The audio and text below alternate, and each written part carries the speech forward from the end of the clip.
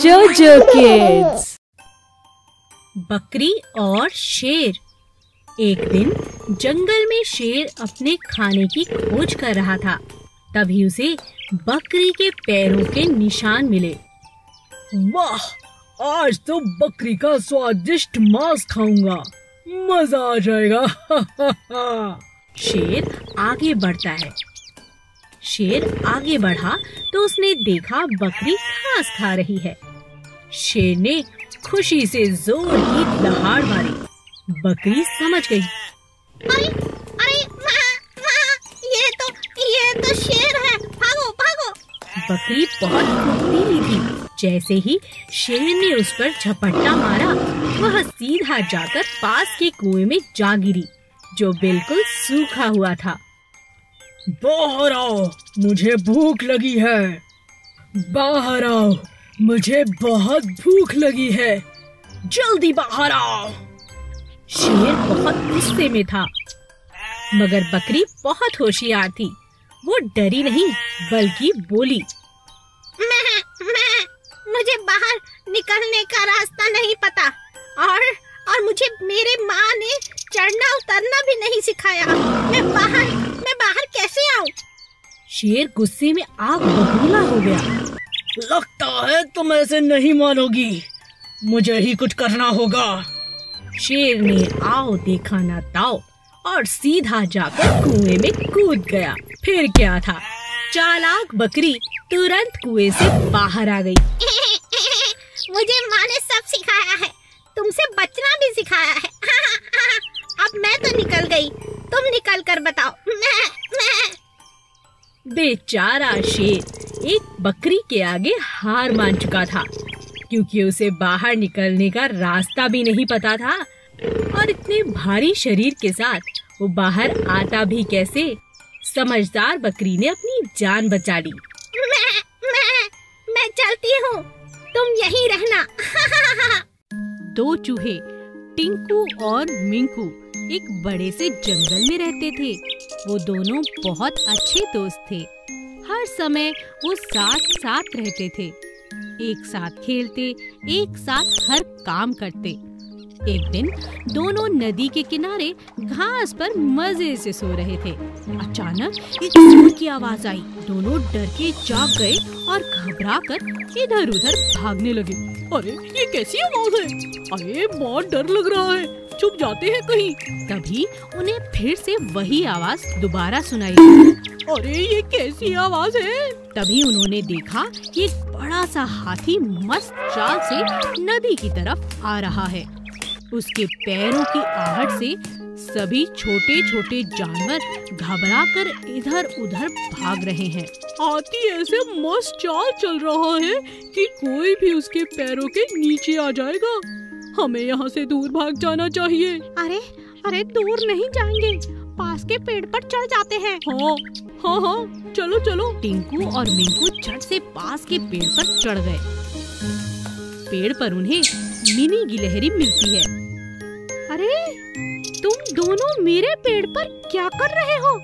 चलो भागो यहाँ से। अभी चले जाएंगे, जरा मस्त हाथी को यहाँ से जाने तो दो। नहीं, अभी जाओ। तुम लोगों ने मेरी बहुत मूंगफलियाँ चुरा कर खाई हैं। आज यहाँ मेरी मदद चाहते हो? जाओ यहाँ से। दोनों को पेड़ से नीचे उतरना पड़ा। अरे कहाँ छुपे? चलो इस छोटे से बिल में घुस जाते हैं। नहीं, यहाँ तो सांप है, यहाँ नहीं जाना चाहिए। तो कहाँ छुपे? अरे जल्दी कुछ करो, जल्दी कुछ सोचो। हाथी तो इधर ही आ रहा है, आज तो हमें मरने से कोई नहीं बचा सकता। इतने में गिलहरी ऊपर से कहती है, अगर तुमने कभी अच्छे काम किए होते तो आज तुम्हारे दोस्त होते और सब तुम्हारी मदद करते। सदा सबका भला किया करो दोनों, समझे? हाँ, समझ गए। दयालु पेड़। एक बार की बात है, कुकू कोयल अपने अंडों के साथ एक पेड़ पर रहती थी। एक दिन वह अपने बच्चों के लिए खाना ढूंढने बहुत दूर निकल गई। रास्ते में बरसात होने लगी, जिस कारण कुकू कोयल बुरी तरह से भीग गई। अरे मुझे कहीं बैठकर अपने पंखों को सुखा लेना चाहिए, नहीं तो उड़ना बहुत मुश्किल है। मुझे अपने बच्चों के पास भी तो जाना है। तभी कुकू एक पेड़ के पास पहुंची। मीठे पेड़ आम, क्या तुम मेरी मदद कर सकते हो? मैं बहुत भीग चुकी हूँ और थक भी चुकी हूँ। मुझे थोड़ी देर अपने पास बैठने दो, मैं अपने पंखों को सुखाकर चली जाऊंगी। नहीं नहीं नहीं नहीं, तुम चली जाओ यहाँ से। मैं सब समझता हूँ।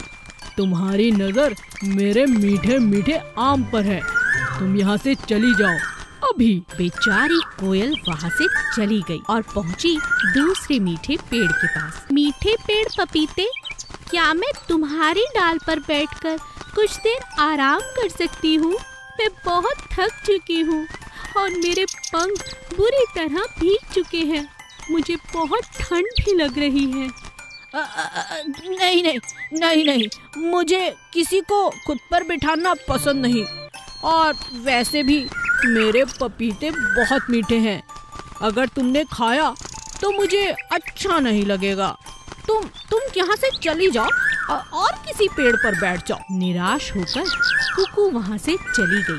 कुकू तीसरे पेड़ के पास पहुँची। कड़वे पेड़ नीम, क्या तुम मुझे कुछ देर के लिए अपनी शाख पर बैठने दोगे? बस थोड़ी देर के लिए। मेरे बच्चे अकेले हैं, मुझे अपने पंखों को सुखाकर वहाँ वापस जाना है। क्यों नहीं, आओ आओ चिड़िया रानी, तुम्हारा स्वागत है। तुम मेरे पेड़ पर बैठ सकती हो, मगर मुझे माफ करना, तुम्हें खिलाने के लिए मेरे पास कुछ भी नहीं। कुकू चिड़िया इजाजत पाकर बहुत खुश हो गई। कुछ देर उस पेड़ पर बैठकर कुकू चिड़िया ने अपने पंखों को सुखाया और फिर पेड़ को शुक्रिया अदा किया। तुम्हारा बहुत बहुत शुक्रिया कड़वे पेड़, तुमने मेरी बहुत मदद की। आज से मैं तुम्हें कड़वा नहीं, दयालु पेड़ कहूँगी। और इस तरह कुकू चिड़िया ने कड़वे पेड़ को शुक्रिया अदा किया और अपने बच्चों के पास वापस लौट गई। रंग बदलते पत्ते। कुकू कोयल एक बड़े से घने पेड़ पर रहती थी। एक दिन उसने देखा कि पेड़ के पत्तों का रंग बदलने लगा है। अरे, ये मेरे पेड़ों के पत्तों का रंग क्यों बदल रहा है? क्या बात है? ये तो बहुत अच्छे हरे रंग के थे, अब ये धीरे धीरे पीले पड़ते जा रहे हैं और कुछ ही दिनों बाद ये नीचे गिर जाते हैं। ऐसा क्यों हो रहा है? लगता है मुझे अब ये पेड़ छोड़कर दूसरे पेड़ पर जाकर अपना घोंसला बनाना होगा। लगता है मेरा पेड़ बहुत बीमार हो चुका है या बूढ़ा हो चुका है। कोयल नया घोंसला बनाने के इरादे से जंगल में दूसरा पेड़ ढूंढने लगती है। लेकिन जब वो जंगल में घूमती है तब उसे पता चलता है कि हर जगह इसी तरह सभी पत्ते जमीन पे हैं और मुरझाए हुए हैं। अरे, ये कौन सी बीमारी हमारे जंगल को लग गई? हर पेड़ इसी तरह सूखा हुआ है। मुझे कुछ समझ में नहीं आ रहा, ये क्या होता जा रहा है? सभी पेड़ खाली खाली लग रहे हैं, जरा भी हरियाली नहीं। तभी वो कौवे के पास गई। कौवे भाई, तुम्हारा पेड़ भी बीमार है क्या? क्या कहो? पेड़ बीमार है? ये तुम कैसी बातें कर रही हो कुकू? हाँ, बीमार ही तो है। तुमने देखा नहीं, सारे पत्ते नीचे गिर चुके हैं, मुरझा चुके हैं। अब हम पेड़ पर कैसे रह सकते हैं? अच्छा, ये बात है। मैं तुम्हें समझाता हूँ। ये मौसम बदलने की निशानी है। जैसे ही पत्ते टूटे हैं वैसे ही नए नए पत्ते इस पेड़ पर आएंगे और इस पेड़ पर ही नहीं, जंगल के सभी पेड़ों पर आने वाले हैं। और फिर तुम्हारा और मेरा पेड़ और भी सुंदर हो जाएगा। और यह कोई बीमारी नहीं, यह पेड़ों की प्रक्रिया है। जैसे सांप अपनी केंचुली छोड़ता है और फिर उसकी नई चमड़ी आ जाती है, ऐसे ही पेड़ों को भी अपने पुराने पत्तों को छोड़ना होता है। समझी? अच्छा, तो ये बात है। आपका बहुत बहुत शुक्रिया। मुझे समझाने के लिए। तो फिर क्या हमारा जंगल फिर से नया हो जाएगा? हाँ हाँ, क्यों नहीं। कोयल को यह बात समझ आ गई और फिर वो खुशी खुशी अपने पुराने घर पर चली गई। बंदर और मगरमच्छ। एक सेब के पेड़ पर एक समझदार बंदर रहता था। पेड़ एक नदी के किनारे पर था। उस नदी में एक मूर्ख मगरमच्छ रहता था, मगर वे दोनों बहुत अच्छे दोस्त थे। बंदर रोज मगरमच्छ को अपने पेड़ के मीठे सेब खिलाता। यह बात जब मगरमच्छ की पत्नी को पता चली तो उसने सोचा कि बंदर तो रोज इतने मीठे मीठे फल खाता है, तो उसका दिल तो और भी मीठा होगा। यह सोचकर उसने अपने पति मगरमच्छ से कहा कि उसे बंदर का दिल चाहिए। मगरमच्छ अपनी पत्नी को मना नहीं कर पाया क्योंकि वह अपनी पत्नी से बहुत डरता था। इसीलिए वह बंदर के पास उसका दिल लेने चला गया। पेड़ के पास पहुंचकर मगरमच्छ ने बंदर से कहा, मेरी बीवी तुमसे बहुत खुश है, वह तुमसे मिलना चाहती है, क्या तुम मेरे साथ मेरे घर चलोगे? बंदर को लगा शायद ये कोई दावत का न्योता है। हाँ हाँ, क्यों नहीं, तुम्हारी बीवी से मिलकर मुझे खुशी होगी। मैं तुम्हारी बीवी के लिए मीठे मीठे सेब ले चलता हूँ। बंदर को अपनी पीठ पर बिठाकर मगरमच्छ अपने घर की ओर चल पड़ा। मगरमच्छ को लगा उसकी बीवी बंदर का दिल पाकर खुश हो जाएगी और इस खुशी के मारे वह बोला, दोस्त तुम इतने अच्छे हो, तुम्हारा दिल भी बहुत अच्छा होगा। पता है आज मेरी बीवी तुम्हारा दिल खाकर और भी खुश हो जाएगी। तुम इतने अच्छे मीठे सेब खाते हो तो उसे लगा कि तुम्हारा दिल तो और भी मीठा होगा। बंदर तुरंत समझ गया कि जरूर दाल में कुछ काला है। इसकी बीवी मुझे मारना चाहती है और ये बेवकूफ उसकी बातों में आकर मेरा दिल लेने आ गया। बंदर को एक उपाय सूझा। वह झट से बोला, अरे दोस्त तुम कितने नादान हो, मैं तो सिर्फ सेब लेकर आया हूँ, दिल तो वही पेड़ पर है। पहले कहा होता तो मैं दिल अपने साथ ही लाता।